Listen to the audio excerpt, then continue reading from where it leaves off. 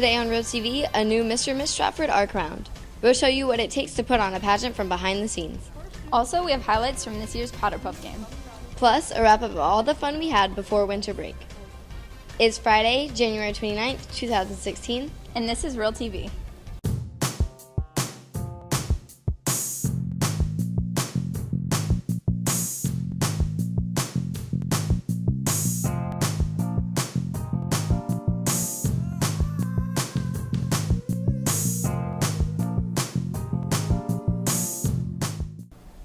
Welcome to Real TV Online. I'm Brooke MITCHUM. And I'm ASHTON.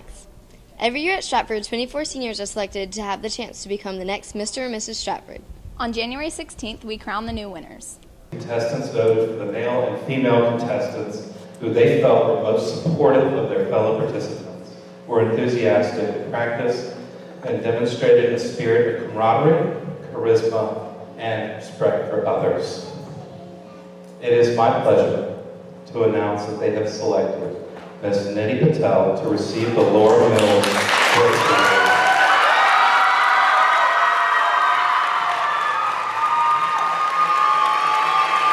They have also selected Mr. Hamilton Payne to receive. Hey Daniela, what's up? Kind of bummed. Yeah, why?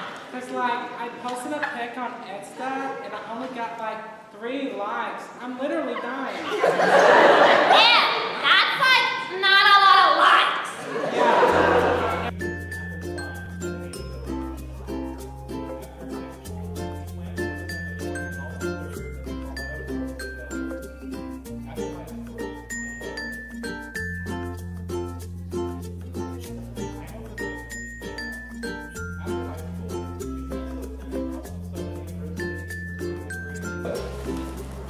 Your 2016 Mr. Stratford High School, Mr. Nick Payne.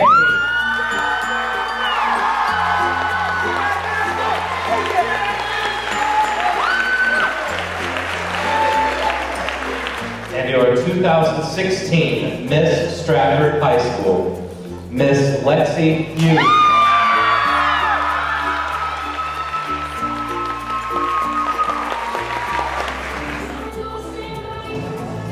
Congratulations to all the contestants. These handpicked students spent ample time at practice creating an original dance, practicing skits, and perfecting their formal wear walk. Real TV reporter KYLEE Johnson takes us behind the scenes of Mr. and Miss Stratford. The Mr. and Miss Stratford pageant is an event that takes place every year. While we get to see the finished product, a lot of work goes into preparing for it.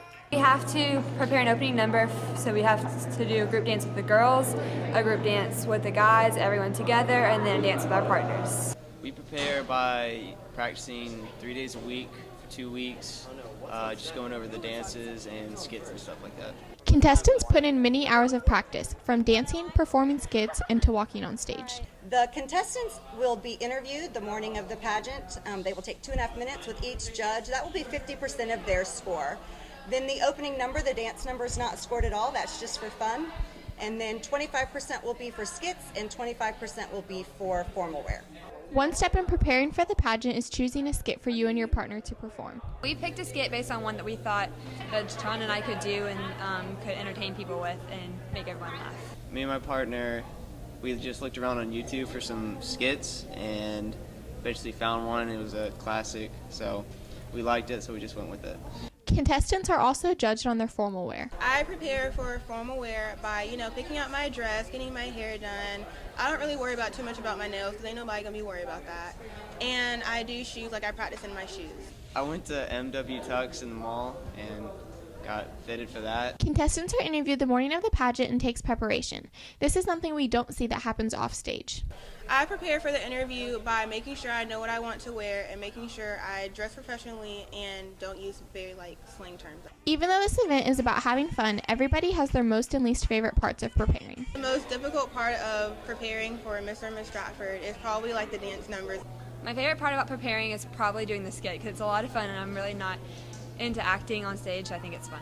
While there are winners in the pageant, that's not what this event is all about. I did the pageant because it just seemed like a lot of fun, a great opportunity. Everyone who's done it in the past said that they would do it all over again. I would do Mr. and Miss Stratford just for the memories because you meet a lot of people and you get out of your comfort zone, and it's very thrilling to do it your senior year because it's like you leave out with a bang. I'm Kylie Johnson reporting for Real TV. For the first time here at Stratford, our student council hosted a Winter Spirit Week in December. Every day the students dressed up for a different theme. The purpose was to recognize the winter sports, promote school spirit, and motivate and encourage students before final exams. Real TV reporter Madison McElhaney wraps up this fun-filled week.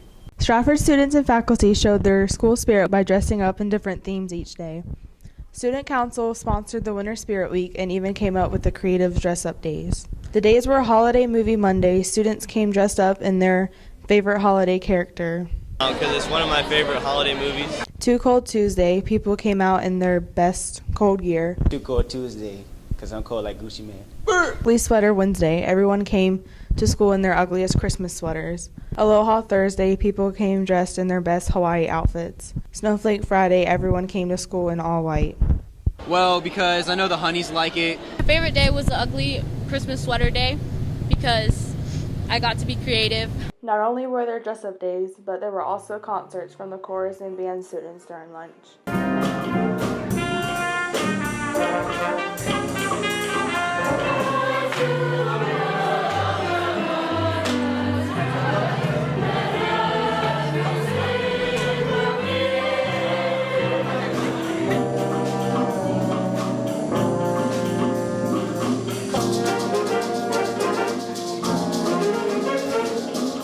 Show your school spirit and participate in the next Spirit Week Student Council is planning on in the spring. And I'm Madison McElhaney reporting for Real TV. The annual POWDERPUFF game took place this Monday. Here are the highlights from the game. Recently here at Stratford was the annual POWDERPUFF game played by the freshman, sophomore, junior, and senior girls. POWDERPUFF is a flag football game played every year at Stratford, where girls get a chance to play football against other girls and have a chance to win a trophy and bragging rights. POWDERPUFF is girl football where we go even more aggressive than regular football, but we can't tackle, but we do it anyways and we pull flags. POWDERPUFF to me is like a bunch of females showing what we can do. Not like sand football isn't just for boys. Like girls can get out here and get dirty also.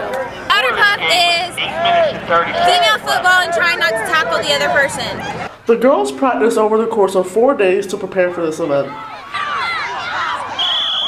They were very difficult sometimes because juniors had the disadvantage because we came out the latest. The first game was against the freshmen and seniors, with the seniors coming out on top, 19-0. Go get him! Go get him!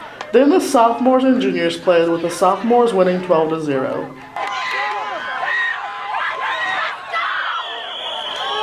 Then the consolation game ended in a tie against the juniors and freshmen.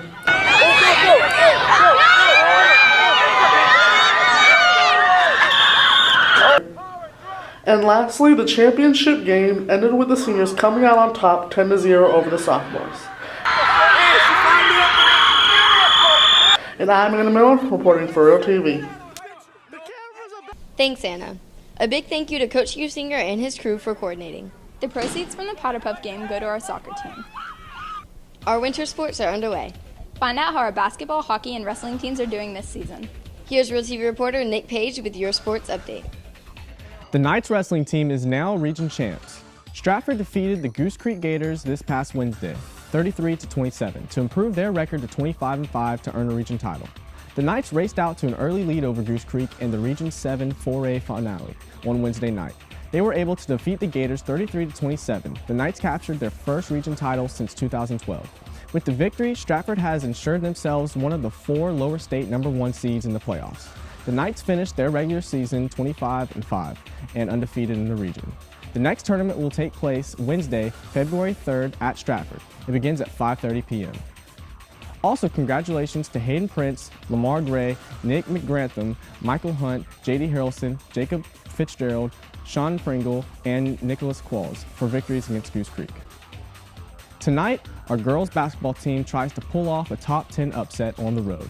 The girls face the 4A 7th-ranked Gators at Goose Creek. The Lady Knights are currently 0-5 in the region and 1-14 overall. The game tips off at 6 o'clock. Right after that, the Knights boys basketball team will attempt another big upset at Goose Creek.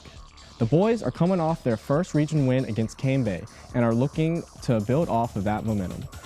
They're 1-5 in the region and 4-11 overall. Goose Creek is ranked 15 in the Class 4A by Max Preps. If basketball isn't your thing, then come out to the Carolina Ice Palace to come support your Knights. The Stratford Knights face off against Wanda Warriors and the puck drops at 6 o'clock. And it's almost time for another sports season. Spring sports trials begin Monday, February 1st. This is for boys tennis, track and field, baseball, and soccer. Make sure you're dressed in proper clothes and shoes for your sport. I'm Nick Page with your Stratford Sports. Thanks, Nick. Speaking of sports, the college football championship was a big deal for Clemson fans. Number 1 Clemson took on number 2 Alabama at this year's college football championship game. Clemson went in undefeated at 14-0, hoping to end the season with a win, but fell short. Alabama came out on top, winning 45-40 for their 16th championship win. In this week's School Smarts, we tested some of you here at Stratford to see just how well some of you know or don't know your college football.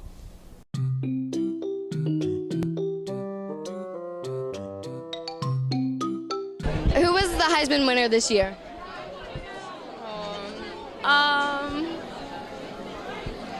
The boy from Alabama, the running back. I don't know his name, though.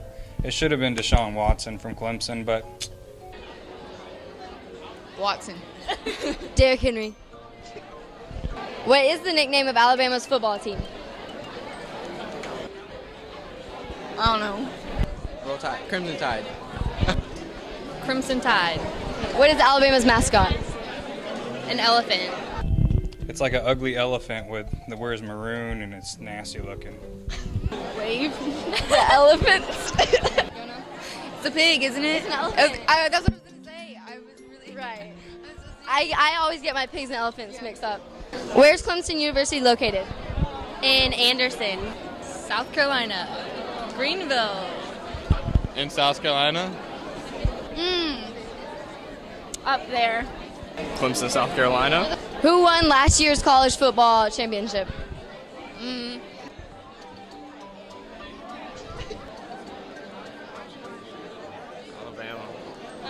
Alabama. Oh, that was Ohio State, and I only know that because I really, really hate them. Who are the head coaches of Alabama and Clemson? I know Clemson is Dabo Sweeney, my dog, and I don't know Alabama. D-A-B-O, Dabo.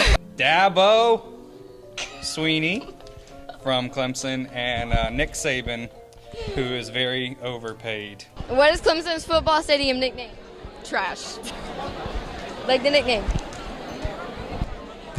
Death Valley? Oh, yeah, that's the same as, what is it, Louisiana, right? Isn't it Death Valley? Yeah. The real Death Valley? I'm not even a Clemson fan, I know this stuff. What is the tradition that the Clemson players do before going on the field? They run down the hill.